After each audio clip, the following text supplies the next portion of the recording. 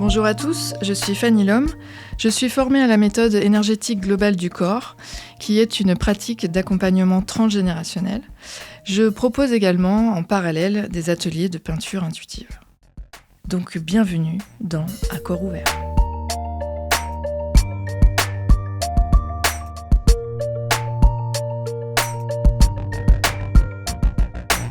Ici, on parle du corps, on parle de la conscience et de la créativité, comme des chemins de transformation vivants.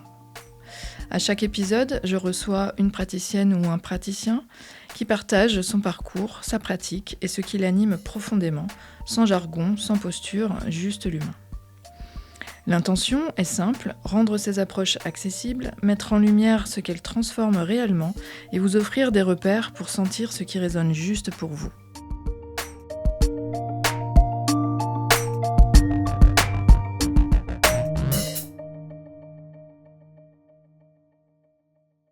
Aujourd'hui, j'échange avec Christelle Petit-Colin, formée à différentes formes d'hypnose et spécialiste de la PNL. Elle est également écrivain, conférencière et formatrice en communication et développement personnel. Alors déjà, merci beaucoup Christelle d'avoir accepté mon invitation. Merci de m'inviter. Donc je vais poser quand même un cadre et un contexte. C'est que là, j'étais avec toi sur un stage de 2 jours que tu donnais sur Annecy. On a eu la chance de t'avoir ici dans la région, sur le stress post-traumatique et la PNL. Oui. Donc la double dissociation par la PNL, le traitement du stress post-traumatique. Donc c'est de ça aujourd'hui que j'aimerais qu'on parle un petit peu toutes les deux. D'accord. Mais avant ça, pour qu'on te connaisse un petit peu et voir, ce qui m'intéresse aussi, c'est de voir comment tu en es arrivé là en fait. Est-ce que dans ton parcours de vie, il y a des choses, des événements où il y a eu... Qu'est-ce qui a fait que tu te retrouves aujourd'hui à accompagner des personnes ? Alors j'ai eu plusieurs métiers dans ma vie et à chaque fois c'est un petit peu des hasards, des synchronicités qui fait qu'on rebondit d'un métier à l'autre. J'ai commencé par être institutrice, donc j'ai enseigné maternelle et primaire pendant, j'ai fait l'école normale d'instituteur et j'ai enseigné un petit peu et je me suis enfuie en courant parce que le côté institution m'a vraiment complètement oppressée. Je me sentais tellement dans un carcan avec l'institution éducation nationale que ça n'a pas pu faire, quoi. Moi, j'avais la tête pleine de rêves de Marcel Pagnol. Je suis moi-même fille d'instituteur et petite fille de directeur d'école.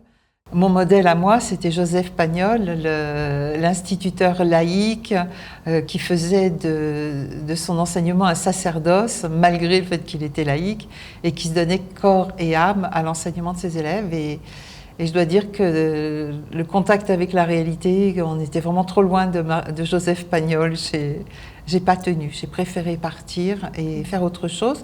Donc après, pendant 10 ans, j'ai été hôtesse de l'air. J'ai adoré ce métier, mais vraiment, je l'ai adoré.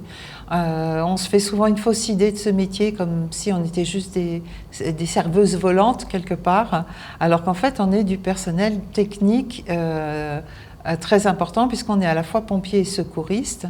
Donc effectivement, on s'occupe des passagers de manière très maternelle et on leur donne à manger, à boire, etc. Mais on est surtout là pour surveiller en permanence que tout se passe bien, qu'il n'y a pas de malaise à bord, qu'il n'y a pas d'incendie qui se déclare dans les toilettes, par exemple, etc. Donc on a un rôle de sécurité qui m'a beaucoup plu toutes ces années. Je me suis vraiment régalée à faire ce métier et puis je suis devenue maman. Et avec 2 enfants en bas âge, le métier d'hôtesse de l'air est devenu maltraitant pour tout le monde, maltraitant pour les enfants qui voyaient leur maman partir.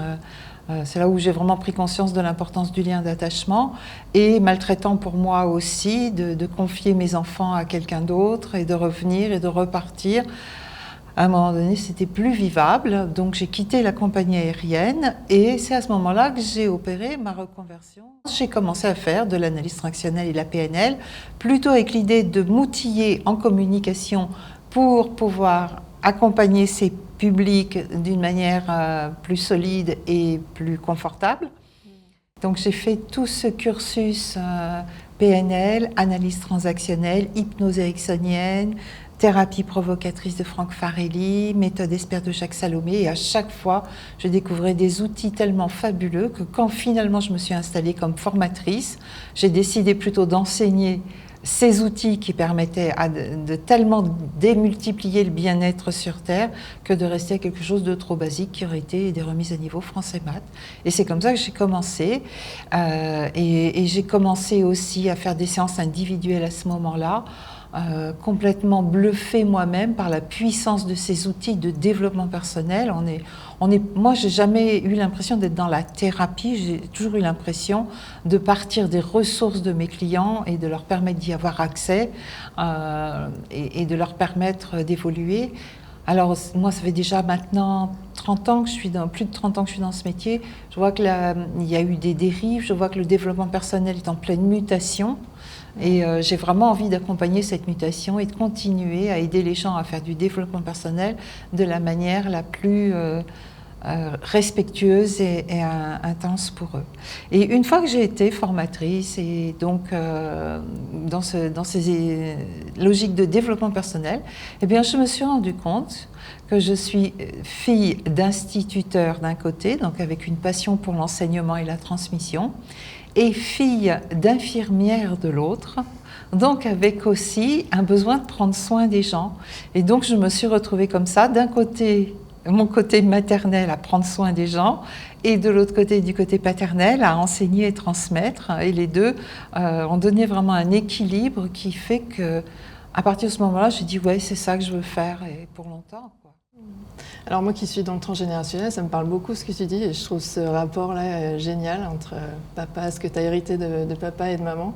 Et d'ailleurs ça ressort beaucoup dans ce que tu nous as transmis là ce week-end parce que tu as beaucoup de métaphores et on va souvent du côté du pompier, l'urgentiste, l'hôtesse de l'air. Tu as une façon d'enseigner, de partager ta connaissance qui est très légère, très joyeuse, avec beaucoup d'exemples concrets et beaucoup de pratiques. Donc moi, ça me parle beaucoup. Pour revenir du coup à notre conversation, je suis d'accord avec toi, je te rejoins sur le fait aussi que je pense effectivement qu'il y a une mutation du bien-être avec du coup un développement énorme. Alors après, effectivement, il faut garder son discernement et être très vigilant à mon sens. Et c'est d'ailleurs un petit peu le but de ce podcast et de ces échanges. C'est pour moi d'apporter aussi de la clarté à un plus grand nombre. Donc c'est de faire découvrir différentes méthodes afin que les personnes puissent voir si ça leur correspond ou pas du tout, ou éveiller une curiosité, en tout cas apporter de l'information et de la clarification. Donc dans ce but, du coup, toi tu fais tellement de choses intéressantes que j'ai eu du mal à choisir. Je pourrais, je pense, en faire 3-4 conversations avec toi, avec des thèmes différents. Mais là, ce soir, j'ai vraiment choisi de m'intéresser donc au stress post-traumatique et à la PNL. Donc, si tu es d'accord. Déjà, on essaye d'éclaircir ce stress post-traumatique. Beaucoup de gens ne savent même pas ce que c'est que le stress post-traumatique, donc effectivement, il faut commencer par là. Alors, il faut savoir que nous avons, alors on l'appelle le cerveau reptilien, on a dans le cerveau une zone qui est dédiée à notre survie. C'est vraiment la partie de notre cerveau qui gère tout notre instinct de survie et toutes nos fonctions vitales, respirer, boire, manger, dormir, se reproduire, tout ça c'est dans la même zone, ce qu'on appelle le cerveau reptilien. Et quand on vit quelque chose de traumatisant au point d'avoir l'impression qu'on pourrait en mourir, c'est cette zone-là du cerveau qui est sollicitée. Le stress post-traumatique, c'est pas quelque chose d'intellectuel, c'est pas quelque chose même d'émotionnel, c'est quelque chose qui est de l'ordre de l'instinct de vie. Et c'est cette partie-là qui est impactée. À partir du moment où mon cerveau reptilien a détecté un danger de mort, et qui peut être non perçu par les autres, mais qui a été perçu par mon corps comme étant un danger de mort, il va se mettre en mode survie, en mode alerte. Et tant que mon cerveau reptilien sera en mode alerte, au secours, on va mourir, je vais rester en stress post-traumatique. Et c'est pas en faisant des thérapies, en discutant,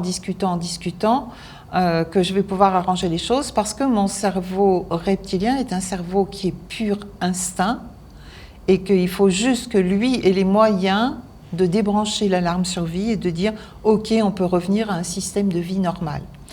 Donc c'est ce qui m'a beaucoup intéressée dans le traitement du stress post-traumatique, c'est que c'est vraiment quelque chose qui est de l'ordre de l'instinct, de l'animal même. On a les mêmes mécanismes de survie que l'araignée, le cafard et la souris ou la gazelle. C'est du même ordre. Simplement nous les humains, on ne sait pas revenir à la vie après un stress, alors que les animaux savent le faire. Donc voilà, c'était ça qui était important. On connaît mal le stress post-traumatique. Pour autant, c'est toujours à peu près les mêmes symptômes. La personne qui a vécu un traumatisme, alors ça peut être une agression, ça peut être des violences, ça peut être un accident de voiture, ça peut être un incendie chez elle, une avalanche. Enfin, il y a des traumatismes, cette sensation où elle s'est sentie mourir, il peut y avoir 10 000 façons dont ça nous arrive. Notre cerveau reptilien s'est mis en mode alerte, je vais mourir. Et à partir de là, les symptômes vont se développer, toujours les mêmes. Ça laisse des traces. Donc oui. On peut repérer, on peut identifier grâce aux symptômes ce stress post-traumatique. Voilà, donc les symptômes, c'est toujours les mêmes. La personne commence à déprimer, commence à se replier sur elle-même, a des troubles du sommeil, de la concentration. Voilà, c'est toujours à peu près les mêmes. Dans le stage, j'ai donné une liste. Éventuellement, on pourrait la lire et la lister pour que les gens aient vraiment tous les éléments. Mais en gros, ce qu'on peut dire du stress post-traumatique, c'est que les fonctions vitales sont atteintes, puisque c'est boire, manger, dormir, se reproduire et respirer. Et les gens en stress post-traumatique restent en apnée, ont le sommeil qui est perturbé, souvent l'alimentation perturbée, l'hydratation aussi. Ils ne savent plus prendre soin de leur corps du tout, ils sont détraqués. Et quelquefois sur des années. C'est ça qui est terrible, c'est que le stress post-traumatique, tant qu'on ne l'a pas apaisé, peut vraiment nous pourrir la vie sur des années. Et malheureusement, c'est encore très très mal connu, même des professionnels. Et oui, il peut passer inaperçu en fait, vu que c'est un état du coup qui est presque permanent et on ne s'en rend plus compte, puisqu'on vit avec en permanence, ça devient un peu le quotidien, la réalité. Voilà, donc la personne peut se croire dépressive, peut croire qu'elle a une tête de linotte parce qu'elle a des troubles de concentration et de mémoire, sans réaliser que ça n'est que des symptômes de stress post-traumatique et que non, elle n'est pas plus tête en l'air qu'une autre, que simplement en mode survie, on n'a plus la même qualité d'attention aux choses, etc. Donc oui, et puis l'entourage aurait tendance à reprocher ces symptômes à la personne, presque comme si on faisait exprès d'avoir de la fièvre. C'est complètement absurde. On va reprocher à la personne d'être d'humeur triste, on va lui reprocher de ne pas mémoriser ce qu'on lui dit, on va lui reprocher de ne pas faire ce qu'il faut pour dormir, alors qu'elle est aux prises avec ses symptômes. Et donc, sur des années comme ça, on peut lui reprocher, en plus d'aller mal, comme si on reprochait à quelqu'un d'avoir de la fièvre. C'est complètement absurde de reprocher les symptômes aux gens, mais tant qu'on ne sait pas que c'est des symptômes, c'est souvent ce qui se passe. Ouais. Donc c'est vrai que là déjà de poser des mots sur ce que c'est que ce stress post-traumatique, d'avoir la connaissance déjà de ça, ça peut aussi permettre de tiquer un peu, d'être plus vigilant peut-être à comment on est, ce qu'on fait, et pouvoir identifier ce stress post-traumatique. Parce qu'après il y a des moyens de traiter du coup. Oui, alors ça c'est ma devise, pas de problème que des solutions. C'est vraiment... c'est vraiment important pour moi d'être toujours orientée solution et de jamais me laisser arrêter par un problème en disant on n'y peut rien. Je trouverai toujours la solution. Oui, c'est un peu ton approche de chercheuse. On fait aussi, moi j'ai retenu une chose, que tu fais beaucoup confiance à la personne que tu accompagnes. Parce qu'évidemment on a tous nos ressources et toi tu laisses assez d'espace à la personne aussi pour qu'elle puisse trouver aussi ses solutions par elle-même. Ça c'est très important. Une solution appliquée de l'extérieur, le fameux taka, yaka, faut que tu, ne marche pas. Les ressources sont à l'intérieur des gens et il faut qu'eux-mêmes mettent en place leurs solutions adaptées à leurs besoins, leur vécu, etc. Et c'est avec le temps et l'expérience, mais presque depuis le début, parce que c'est quand même un principe PNL, les ressources sont à l'intérieur de la personne et c'est elle qui peut y avoir accès. Donc le vrai développement personnel est celui qui permet aux gens d'aller puiser dans leurs propres ressources pour évoluer. Et c'est effectivement cette forme de développement personnel que j'aime pratiquer. Super. Donc, tu disais que ce stress qui se trouve donc dans le cerveau reptilien, alors moi je m'interroge si du coup la façon d'aller le chercher, donc ça passe pas par le verbal, la PNL c'est un des moyens, est-ce qu'il y en a d'autres aussi, sans trop s'étendre sur les autres, mais s'il y en a, Alors j'utilise aussi l'hypnose ericksonienne.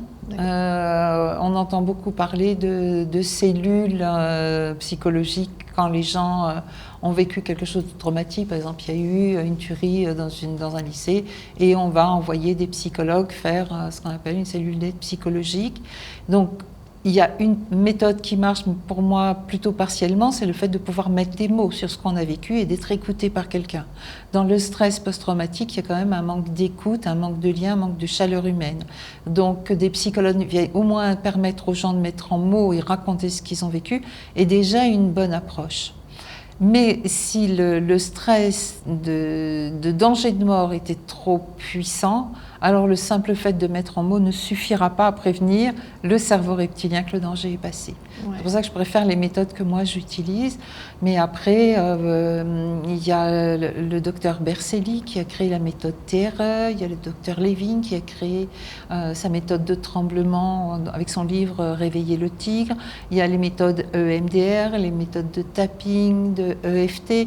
Il y a beaucoup d'autres techniques, mais qui pour moi sont limitées quand vraiment le cerveau reptilien a dit danger de mort.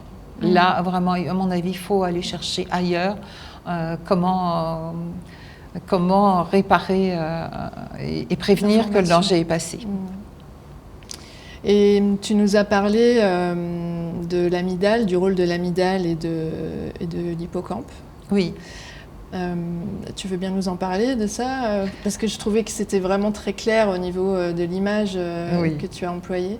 Alors avant d'en parler, je tiens quand même à préciser que quelque chose dont je suis très fière, c'est que je suis une excellente vulgarisatrice. Donc je vais vulgariser la notion, donc que les puristes m'excusent d'avance pour la simplification qu'ils trouveront peut-être extrême du concept. Moi je vois l'amygdale, qui est une petite glande dans le cerveau, comme un guetteur sur un mirador en train d'observer s'il y a du danger ou pas. Donc l'amygdale, je la vois comme un guetteur sur son mirador avec ses jumelles à surveiller la forêt pour voir s'il n'y a pas un feu qui se déclare. Voilà l'image que je donne à ma clientèle de ce qu'est une amygdale. Parce qu'elle, son rôle, c'est donc d'alerter quand il y a un événement en fait quelconque et de faire un rapport. C'est ça. Voilà, alors c'est ça. Son rôle, c'est de surveiller la forêt, de vérifier qu'il n'y a pas le feu. Enfin, je l'explique comme ça, tu l'as dit. J'aime beaucoup les métaphores parce que je trouve que c'est simple pour comprendre. Et on a une autre glande dans le cerveau qui s'appelle l'hippocampe, que là aussi, je simplifie en disant c'est nos archives. Dans l'hippocampe sont classés tous les dossiers, tous les souvenirs. Et donc effectivement, le rôle de l'amygdale, quand elle a fini sa journée, que tout s'est bien passé, c'est de faire son rapport et de transformer en fait le vécu de la journée de façon à ce qu'il se transforme en souvenir dans le placard à archives qu'est l'hippocampe. Et donc ça se fait de manière automatique et naturelle. Donc je mets mon petit guetteur à la fin de chaque événement, fait son petit rapport, envoie et on classe. Et donc tout mon vécu se transforme de manière tout à fait naturelle en souvenir. Je n'oublie pas, mais c'est devenu un souvenir. Ça, c'est quand le processus est normal voilà. Et que tout va bien. Donc, ça peut être des souvenirs agréables, des souvenirs désagréables, mais toute la charge émotionnelle est quand même largement atténuée quand ça passe en souvenir. Quand il se passe quelque chose de grave, mon petit guetteur, l'amygdale, tire la sonnette d'alarme, panique, crie au secours, alerte, etc. Et à un moment donné, n'est plus en capacité de faire son rapport pour transformer le vécu en souvenir. Ce qui fait que le vécu traumatique va rester piégé dans l'amygdale, parfois pendant des années, et toute la charge émotionnelle va rester intacte. C'est-à-dire qu'on a pu le voir au stage, on peut évoquer quelque chose qui a 20 ans, qui a 30 ans, et l'émotion ressurgit avec la même violence, avec la même intensité. Oui. La mémoire traumatique n'est pas du tout la même mémoire que la mémoire ordinaire qui a atténué tout l'aspect émotionnel. Oui. Donc, quand c'est resté piégé dans l'amygdale, c'est là qu'on va être dans le traumatisme. Et le problème, c'est que toute chose qui ressemble même de manière symbolique à l'événement traumatique va réactiver cette mémoire. Je peux donner un exemple très concret. J'ai eu un accident de voiture. On est rentré dans ma voiture par l'arrière. Je me suis pris le coup du lapin, etc. Pendant un certain temps, et si on ne le traite pas, dès qu'il y aura un coup de frein ou un coup de klaxon, ça va réactiver tout ce que j'ai vécu de l'accident. Et donc, à nouveau, je ne vais plus dormir, je vais avoir des troubles de concentration et de mémoire, je vais à nouveau avoir un coup de dépression, je vais à nouveau être en état d'alerte, etc. Juste parce qu'un stimulus extérieur est venu réactiver cette mémoire qui est bloquée dans l'amygdale et qui a gardé une intensité malheureusement intacte. Donc je parle d'un accident de voiture, ça pourrait être aussi quelqu'un qui a vécu un incendie et qui, dès qu'il y a une fumée ou une odeur de brûlé, se remet à paniquer, etc. Ça marche à chaque fois qu'il y a un stimulus qui correspond qui est réactif. Et donc la personne, pour des années, peut être complètement handicapée par cette mémoire traumatique piégée dans son amygdale. Très bien, c'est très clair. Je te remercie de cette explication. Moi, ça a été, pour moi, c'est limpide et je pense que les gens vont mieux comprendre du coup aussi maintenant. Donc, maintenant qu'on comprend un petit peu mieux les choses, la PNL, donc, alors on parle pareil de PNL comme si c'était évident pour tout le monde, mais en fait, qu'est-ce que c'est la PNL ? C'est la programmation neurolinguistique. C'est ça. Alors, la PNL, c'est une gamme d'outils de thérapie et de communication qui permet des changements puissants. Donc, PNL, programmation, parce que nous avons la tête pleine de programmes. J'ai un petit programme pour me motiver le matin, j'ai un programme pour me déprimer, j'ai un programme pour faire mes choix, etc. Donc, on travaille dans les programmes presque comme un informaticien. Comment tu fais pour ? Donc, par exemple, comment tu fais pour t'énerver pour si peu ? Explique-moi. Moi, je ne m'énerve pas. Comment toi, tu fais pour t'énerver ? Eh bien, c'est simple. Il suffit que tu penses que, et puis après, tu imagines que, etc.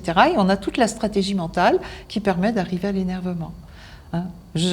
Comment tu fais pour choisir ?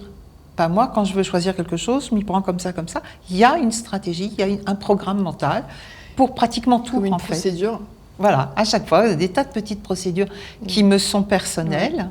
Ouais. Et donc, on peut travailler dans les programmes. Donc, je peux te donner un exemple concret.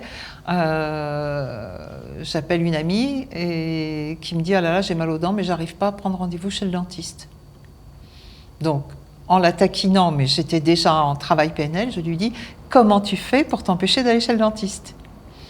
Et elle le reprend avec humour. Elle dit « Bah, écoute, c'est simple. » Je sens dans ma bouche la dent qui raccroche, donc j'ai un dialogue interne qui me dit « il faut que tu appelles le dentiste ».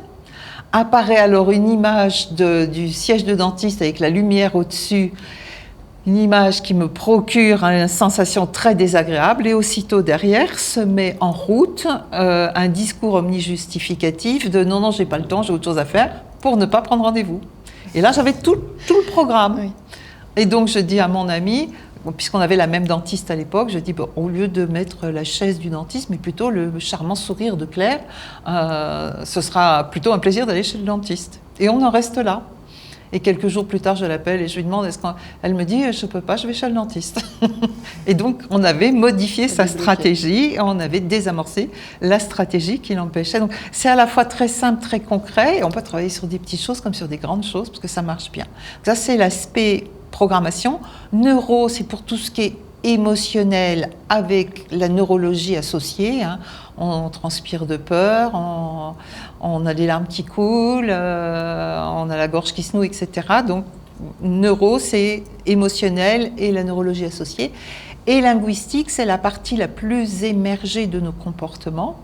Les mots qu'on utilise, la façon dont on dit les choses. On en a parlé au stage, par exemple. On en a parlé au niveau du traumatisme. Quand je parle d'un traumatisme que j'ai vécu, est-ce que j'en parle au passé? Est-ce que j'en parle au présent? Et il y a même des gens qui en parlent au futur. Et donc, quand ils en parlent au futur, ça veut dire que vraiment, le traumatisme, il est même déjà inscrit dans le futur. Comme s'ils avaient ce traumatisme devant les yeux et ça allait encore se produire. Je donnais cet exemple d'une personne qui raconte, elle avait été agressée violemment. Il va se rendre compte que j'ai compris qui il est et il va me sauter dessus et il va essayer de m'étrangler. Alors que ça s'est passé il y a 10 ans. Et elle en parle au futur. Donc en linguistique, on peut déjà lui faire reformuler au passé. Ouais. Pour déjà lui dire que c'est fini, ça ne se reproduira plus. Voilà. Il y a une fin, quoi.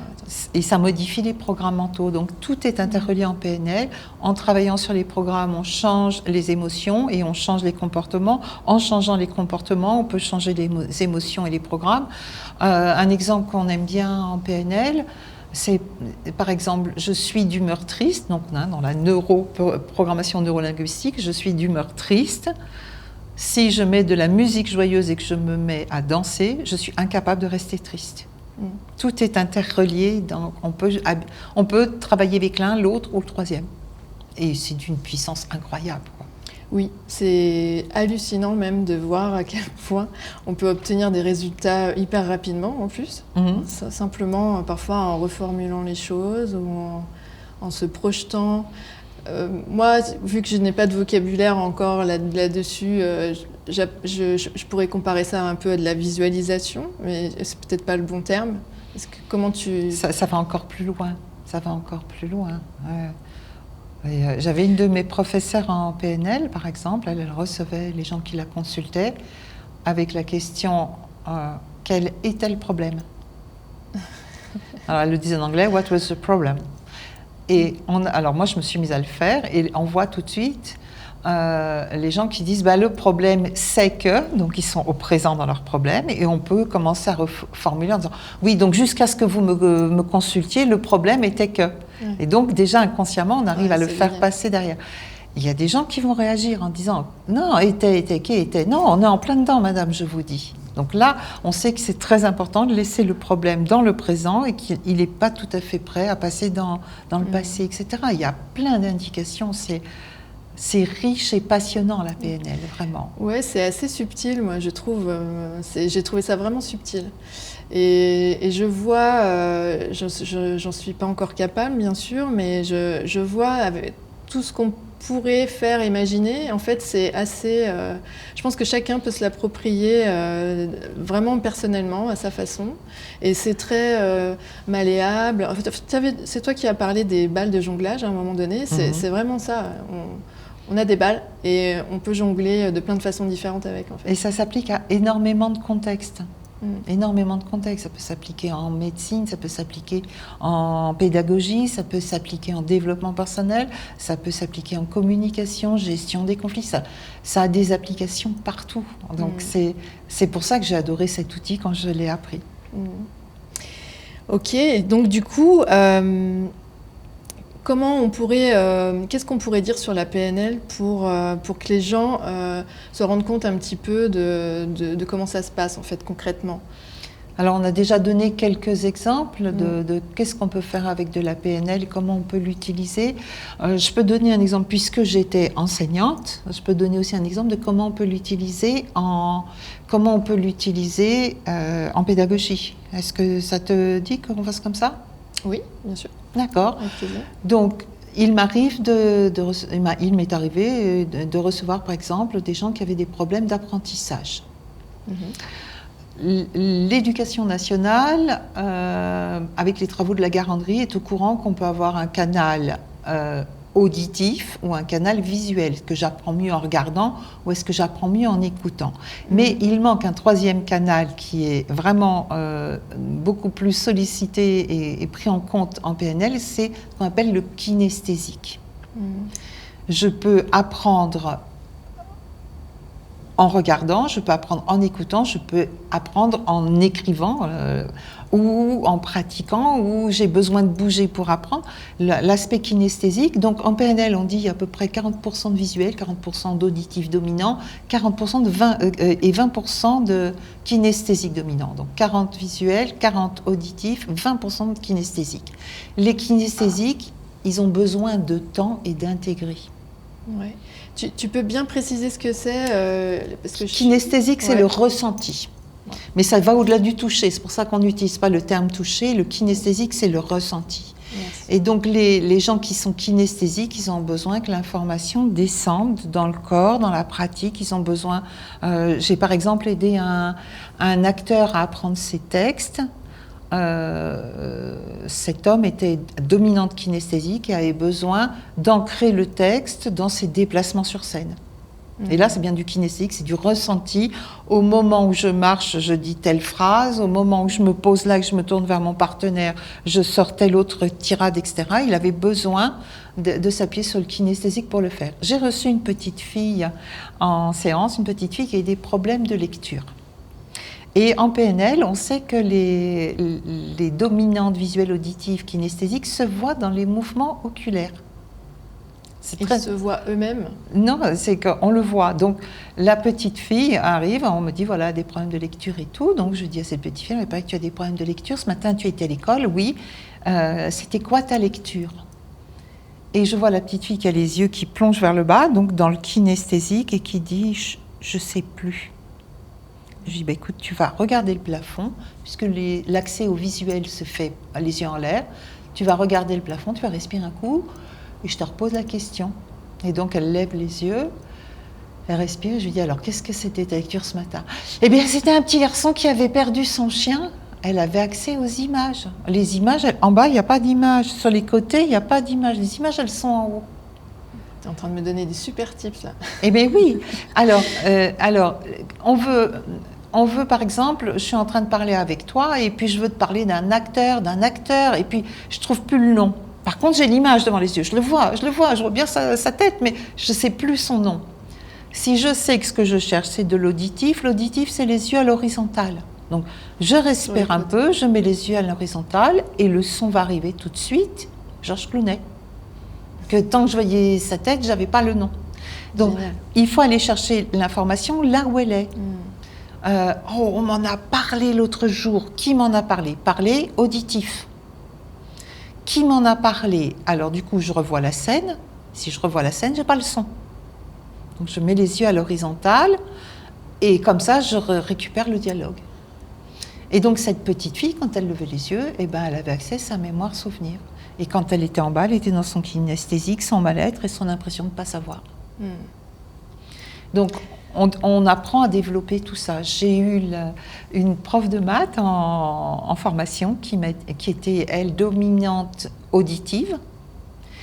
Et il y a des opérations même mentales, il faut les poser visuellement pour les résoudre.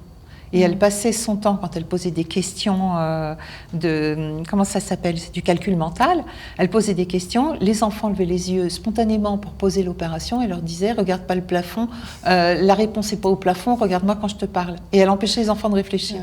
Le jour où elle a découvert ça, elle a dit, mon Dieu, mais je faisais cours pour 40% de ma classe, juste pour les auditifs. Et les visuels, ils n'avaient pas le droit de lever les yeux pour aller chercher l'information. Ouais.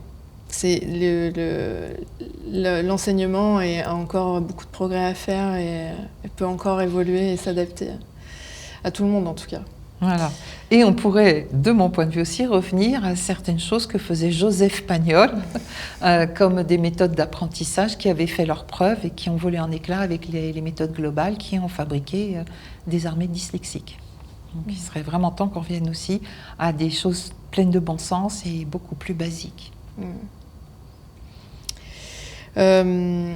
Après, je reviens juste sur un dernier point sur la PNL et par rapport à ce qu'on a vu aujourd'hui. Donc là, c'était en lien avec le stress post-traumatique.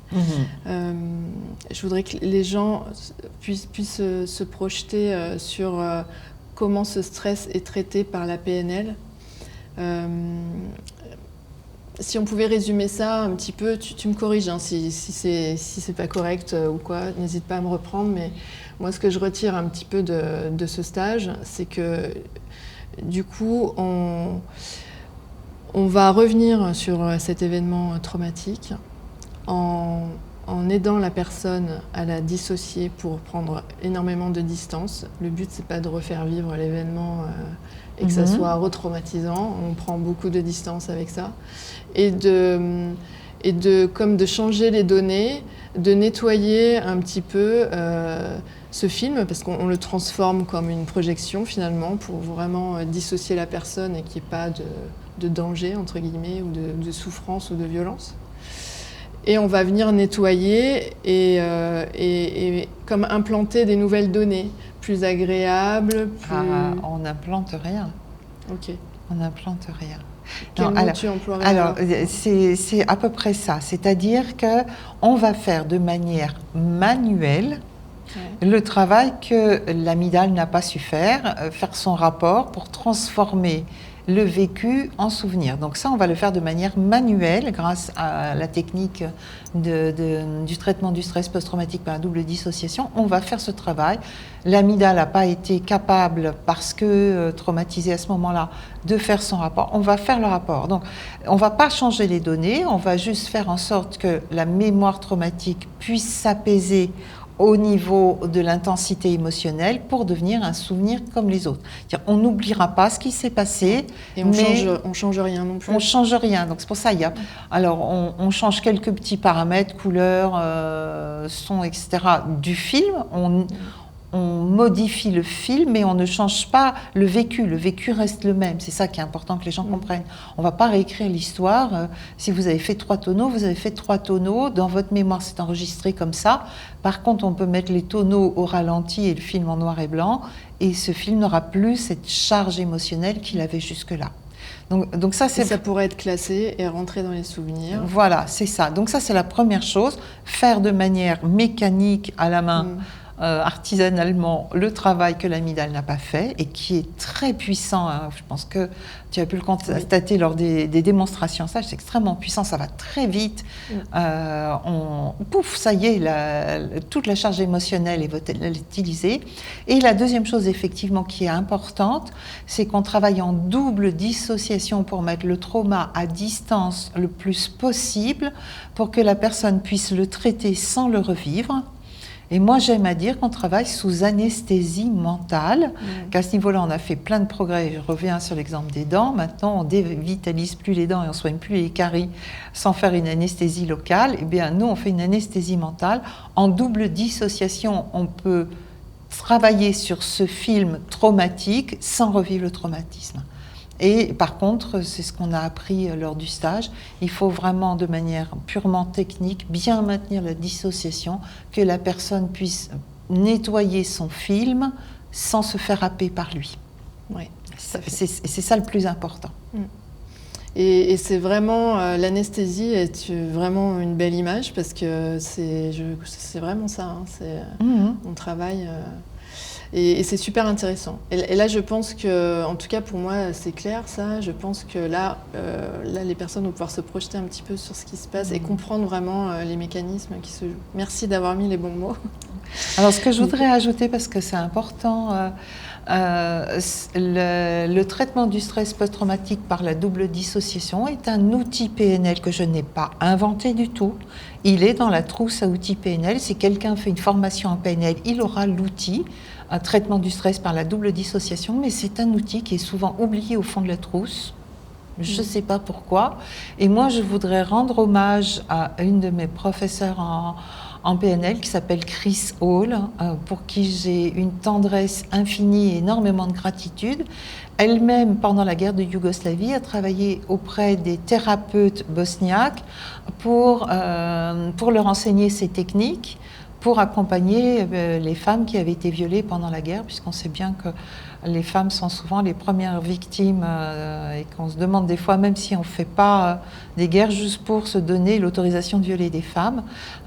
Donc elle avait formé des thérapeutes bosniaques à cette technique pour leur permettre d'accompagner les victimes de viol en Bosnie à l'époque. Donc c'est une arme de guerre, hein, de toute façon. Oui, le viol est une arme de guerre, absolument.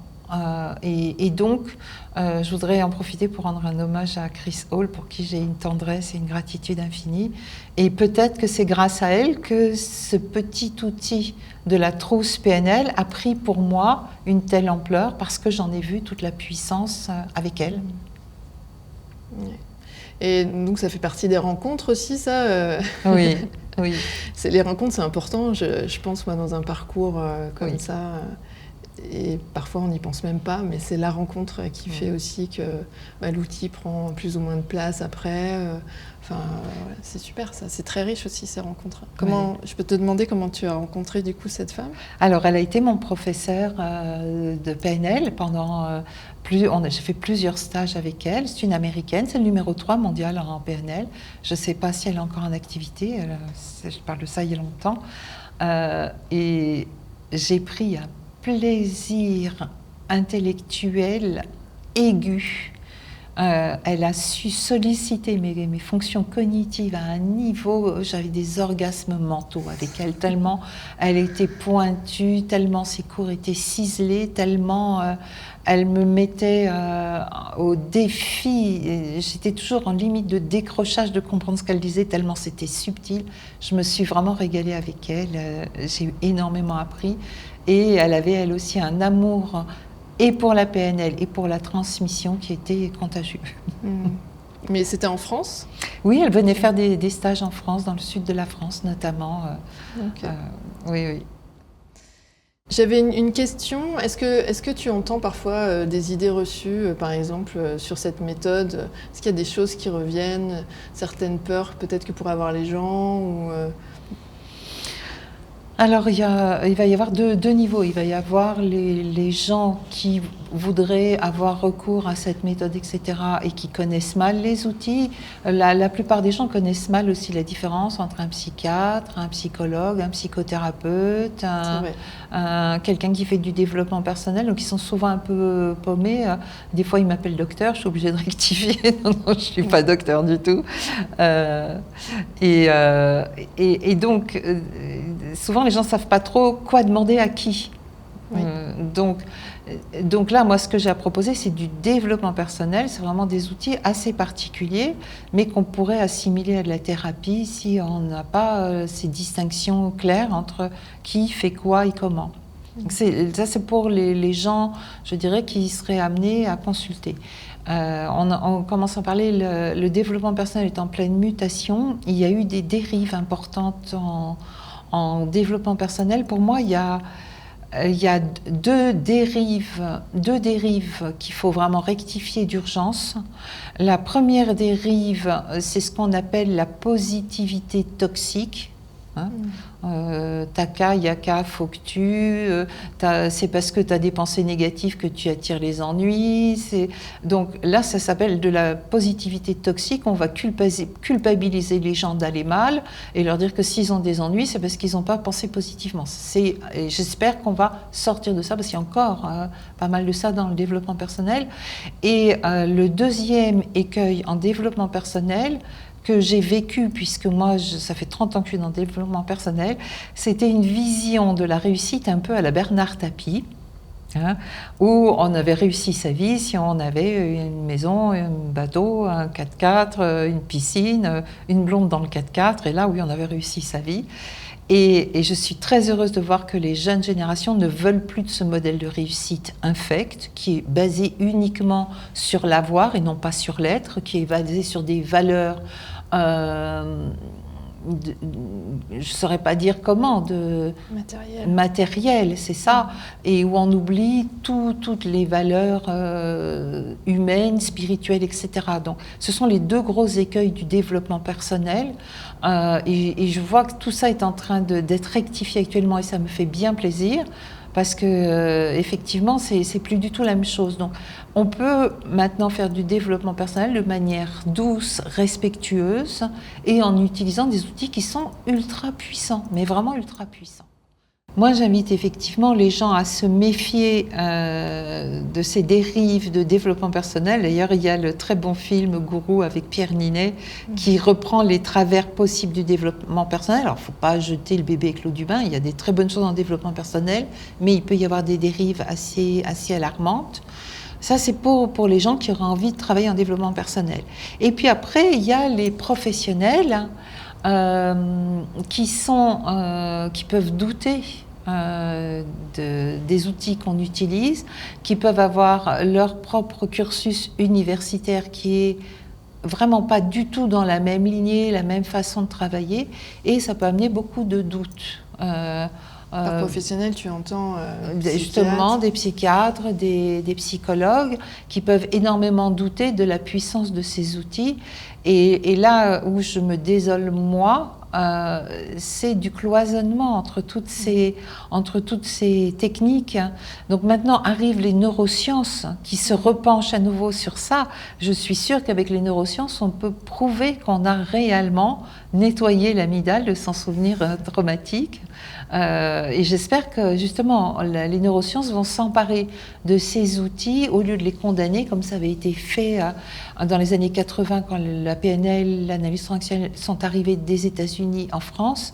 On les a regardés avec beaucoup de méfiance et on les a étiquetés dérives sectaires possibles, voire probables, sans aller regarder de plus près s'il n'y avait pas quand même des bonnes choses à prendre dedans. Donc, ne pas tout prendre et ne rien prendre, il y a peut-être un juste milieu à trouver entre les deux. Et j'espère que les neurosciences vont faire justement ce pont pour qu'après tout le monde puisse profiter de ce qu'il y a de bien dans ces outils.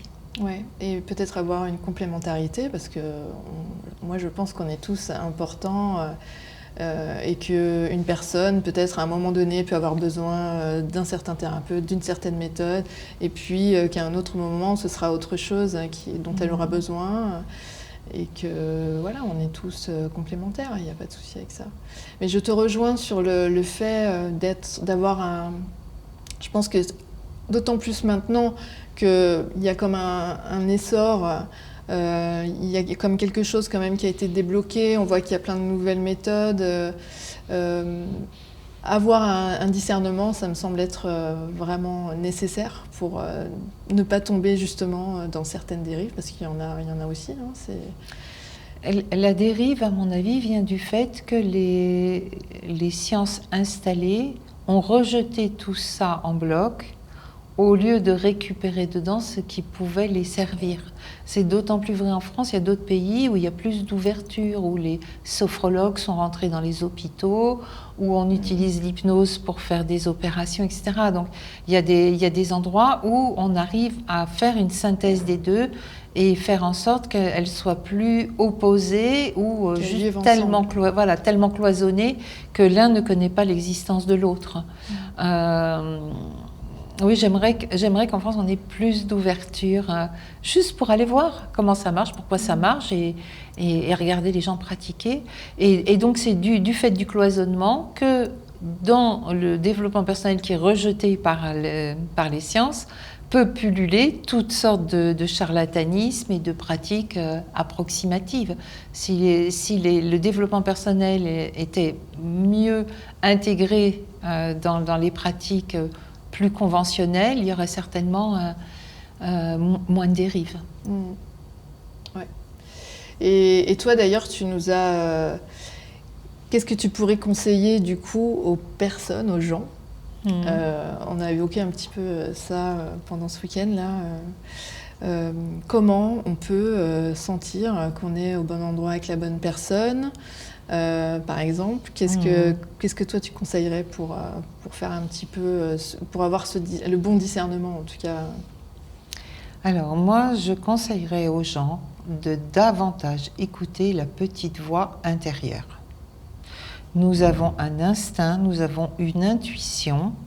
À chaque fois qu'on ne l'écoute pas, ça finit mal et on se dit « je le savais, j'aurais dû m'écouter ». Qui n'a jamais dit cette phrase? Je ne le sentais pas, j'aurais dû m'écouter, ou je le savais, j'aurais dû m'écouter, ou il y avait une petite voix qui me disait qu'il ne fallait pas et je l'ai fait quand même. Donc réapprendre à avoir confiance dans son instinct et dans son intuition, pour moi c'est primordial, c'est primordial. Et là où c'est compliqué, c'est que si je fais confiance à mon intuition, je ne saurais pas que j'ai eu raison de lui faire confiance, puisque je ne me serais pas plantée. Oui. Donc, alors que si je n'ai pas fait confiance à mon intuition, je le saurais très vite, que j'aurais dû lui faire confiance. Donc réapprendre, mon intuition me dit, écoute ma chérie, je ne le sens pas. Eh bien écoute, si tu ne le sens pas, alors on ne le fait pas, et je te fais confiance, et je ne cherche pas à vérifier si j'aurais dû y aller quand même. Ouais. Je dis ça a l'air tout simple, c'est un énorme travail que de se refaire confiance. Et ça date de l'enfance en fait. Oui, puis s'écouter, parce que là c'est important quand même, on vient poser quelque chose d'hyper intime quand on part sur un accompagnement avec quelqu'un. Je pense qu'il faut être sûr de ce qu'on fait, et s'il y a ne serait-ce qu'un petit doute, en fait, il n'y a pas à se forcer, ni même à attendre surtout pas. Si le courant confirmation de quoi que ce soit. Si le courant passe mal avec mon accompagnant, si j'ai un doute sur ce qu'il me fait faire, si je ne suis pas d'accord avec lui, si je me sens mal écoutée, il faut vraiment que je change. On l'a vu en stage, là, on a un de nos participants qui a dit « Alors, ma thérapeute, elle me dit ça, mais moi, je ne le sens pas. » Ben, si tu ne le sens pas, d'abord, le fais pas, et ensuite, si la communication avec le thérapeute n'est pas assez bonne pour que tu puisses lui dire que son truc, tu le sens pas, il y a un problème. Oui, mais j'ai le doute. Ben, si tu as le doute, il n'y a pas de doute. Ouais. Se faire confiance. Ouais, je crois que c'est important de le préciser, parce qu'il n'y a pas de rapport de hiérarchie ou de quoi que ce soit. On reste maître quand même de sa santé, et on est responsable aussi. Et puis, il était important aussi de dire, c'est pas parce qu'il y a une plaque sur un cabinet, c'est pas parce qu'une personne a un diplôme, c'est pas parce que c'est la méthode. Même, il peut y avoir des gens qui font de la très bonne PNL, mais ils sont pas dans mes énergies. Donc, il faut vraiment ne pas passer outre son ressenti. Même s'il est très réputé, même si c'est un extraordinaire thérapeute par ailleurs, même si mes copines me l'ont recommandé, et moi je suis dans son cabinet, je me sens pas bien, j'ai pas envie de tout lui dire, et j'aime pas ce qu'il me dit, je trouve qu'il me coupe la parole, eh ben j'écoute mon intuition. Ouais. Et peut-être qu'un autre thérapeute qui plairait pas à mes copines sera complètement adapté. On peut pas plaire à tout le monde, et on peut pas être aidé par tout le monde, et on peut pas aider tout le monde aussi. Ouais.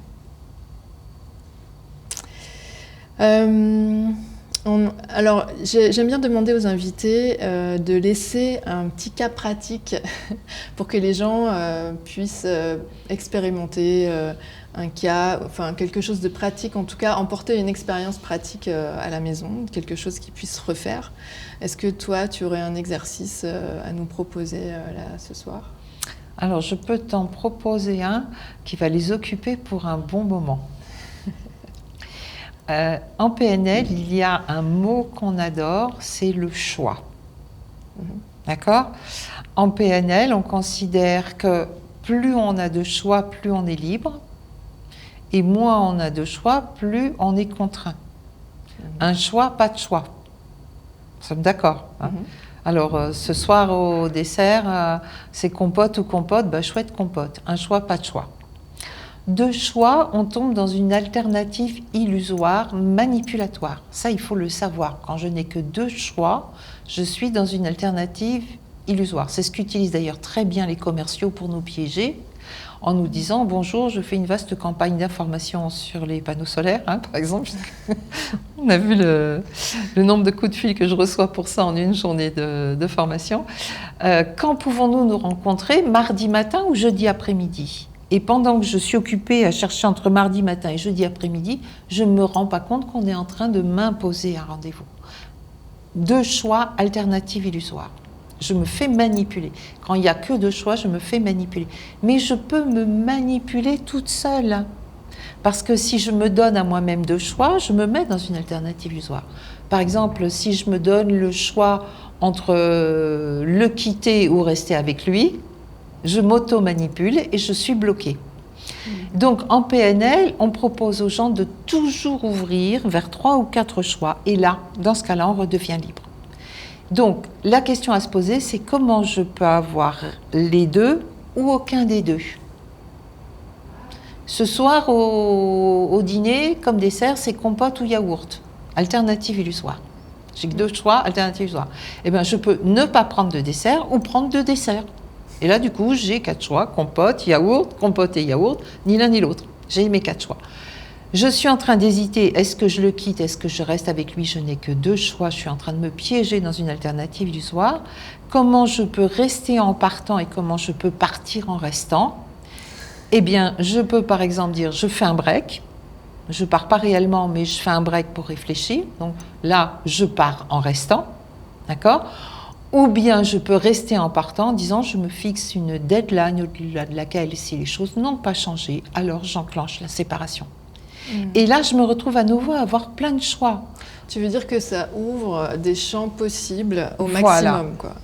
Et donc, ça oblige à se poser finalement les bonnes questions, en tout cas un maximum de questions pour pouvoir être au plus juste dans sa décision. Voilà, plus j'ai de choix, meilleur pourra être mon choix. Alors, il ne faut pas en avoir 12 000 non plus, parce qu'après on se noie dedans.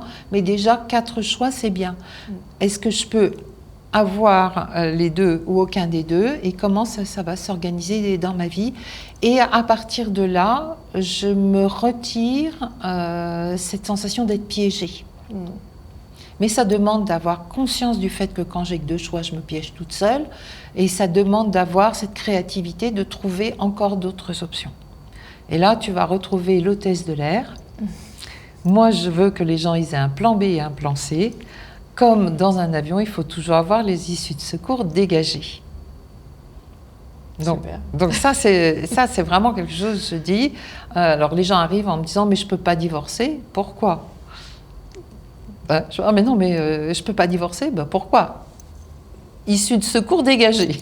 Après, vous voulez rester, c'est votre choix, mais je ne peux pas divorcer, c'est une issue de secours bloquée. Donc j'aime beaucoup la notion de choix, de plan B, de possibilités alternatives, et que tout ce que je fasse reste à tout moment un choix librement consenti, parce que j'ai d'autres choix et des plans B. Ouais. Et là, tu vois que c'est quand même un travail de conscience et de réflexion qui peut te donner des os à ronger pour un petit moment. Oui, complètement. C'est vraiment ça. Mais en même temps, c'est assez excitant et je trouve ça très, très créatif. Mais ça ouvre en fait vraiment des champs qu'on n'avait même pas imaginés avant. C'est ça. Et c'est ça que je trouve très intéressant. Ça amène un autre regard et à voir les choses différemment. À voir les issues de secours. Oui, tout à fait. Voilà. Et ce qui est beau, c'est que ça nous rend aussi créateurs. Et moi, j'aime ça. J'aime ces méthodes qui ne renferment pas ou qui rendent dépendant d'un thérapeute, mais qui laissent la personne vraiment autonome dans ses corrections et dans ses transformations. Oui, c'est vraiment important. Et donc, tous ceux qui se disent « j'ai pas le choix », c'est qu'ils ne se sont pas donné le choix. Très intéressant. Est-ce qu'on peut clôturer? Selon toi, qu'est-ce qui est le plus important de retenir là si on devait retenir une chose importante de cet échange ou quelque chose que toi, tu as envie de laisser qui est importante pour toi?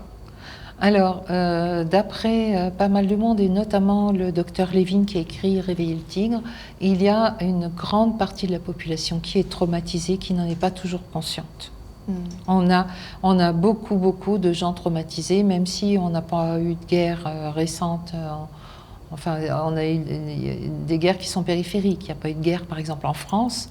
Il y a quand même beaucoup de gens qui sont bien plus traumatisés que ce qu'ils pourraient penser. Donc, le message que j'aimerais poser, c'est de vraiment réfléchir. Est-ce que depuis que j'ai eu cet accident ou depuis qu'il s'est passé ça, est-ce que j'ai pas changé de caractère? Est-ce que j'ai pas l'impression d'être moins enthousiaste, voire carrément déprimée? Est-ce que j'ai pas des bouffées de rage et que je suis devenue agressive sans raison alors qu'avant je l'étais pas, etc. Donc, vraiment se poser ces questions. D'après Peter Levine, il y aurait 40% de la population qui serait traumatisée. Ça fait énorme, c'est presque une personne sur 2. Ouais. Donc pour moi, le stress post-traumatique, idéalement, dans mon monde de bisounours, devrait devenir une grande cause nationale. Et on devrait, au lieu de se tirer dans les pattes de querelles de chapelle, que mon EMDR c'est mieux que ton EFT qui lui-même est mieux que ton outil PNL, etc., unir nos forces pour qu'un maximum de gens puissent aider les traumatisés à clore cet épisode traumatique et à revenir à une vie simple, saine et pleine de joie de vivre. Oui, parce que c'est possible ça. Absolument. Et j'ai 30 ans de pratique, donc avec un recul incroyable, et j'en ai fait la démonstration pendant le stage. Ouais. Tout le groupe a pu voir la personne que je traitais revenir littéralement à la vie. Je confirme. Voilà. Donc voilà, ça c'est mon espoir pour demain et pour l'humanité, qu'on prenne davantage en compte les gens traumatisés, qu'on les aide vraiment à sortir du trauma, qu'on ramène tout ce monde-là vers la joie de vivre et l'énergie d'entreprendre et d'avancer. Super. Alors déjà, moi, je vais essayer de le faire de mon mieux avec tout ce que tu nous as transmis ce week-end. Je te remercie beaucoup pour tout ce partage et aussi de m'avoir accordé cet entretien, d'avoir pris de ton temps et merci pour toute cette joie et cette légèreté que tu transmets. Voilà. Merci beaucoup. Merci aussi.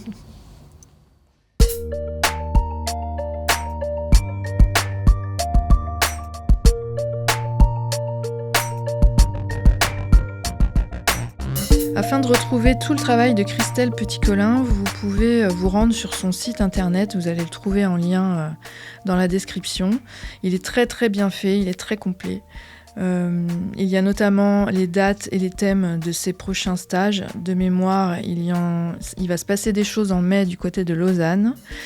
Vous pouvez également trouver ses réseaux sociaux, mais surtout aussi tous ses livres. Et je vous conseille particulièrement Agression sexuelle, trousse premier secours, qui est en lien avec la conversation d'aujourd'hui. Il explique ce que c'est que le stress post-traumatique et comment s'en libérer. Mais il pose également des mots réparateurs sur la situation.